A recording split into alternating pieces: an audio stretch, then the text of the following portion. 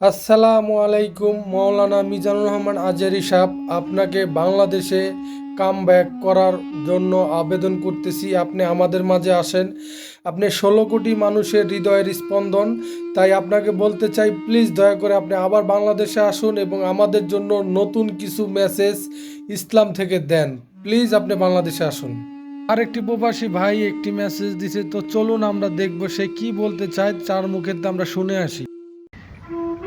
একটা জিনিস লক্ষ্য করে দেখছেন, যাদের জন্য প্রতিবাদ করতে গিয়ে আন্দোলন করতে গিয়ে আমার মতো স্বপ্ন পূরণ করতে আসা প্রবাসী ভাইগুলা জেলে বন্দী হয়ে গেল।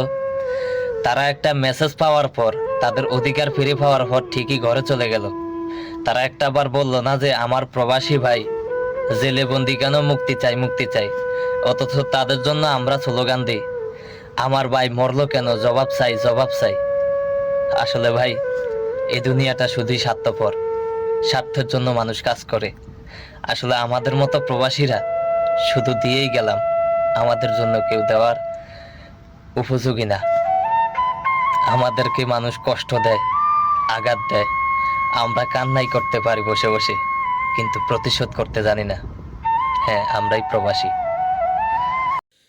শিক্ষার্থী ভাই ও বোনেরা, আপনাদের উদ্দেশ্যে কিছু বলতে চাই। আপনাদের এই আন্দোলন সফল হয়েছে, তার ভিতরে আরও কিছু লোক আছে, যেরকম প্রবাসী ভাই ও বোনেরা আছে যারা রেমিটেক্স পাঠানো বন্ধ করে দিয়েছিল বাংলাদেশ সরকারকে, যারা দেউলিয়া করতে সাহায্য করছে এবং আপনাদের আন্দোলন সফল করতে যারা আপনাদের পাশে ছিল, তাদেরকে ভুলে যায় না। আপনাদেরকে এতটুকুই বলতে চাই, যেই সরকারি গঠন করুক না কেন, কারণ তাদের জন্য কোনো ব্যবস্থা অবশ্যই রাখবেন। কারণ তারা বিভিন্ন দেশ থেকে আপনাদের আন্দোলনে জয়েন হওয়ার কারণে তাদেরকে বিভিন্ন দেশ থেকে বাই করে দেওয়া হচ্ছে এবং তাদেরকে চাকরি থেকে বরখাস্ত করে দেওয়া হচ্ছে এবং বিভিন্নভাবে তাদেরকে গ্রেপ্তার করা হচ্ছে।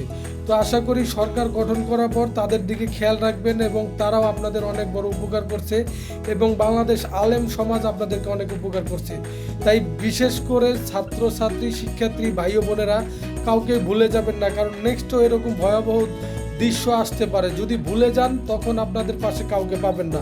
প্লিজ দয়া করে ভিডিওটা শেয়ার করে সবার মাঝে এটা ছড়িয়ে দিন, দয়া করে প্লিজ। অতি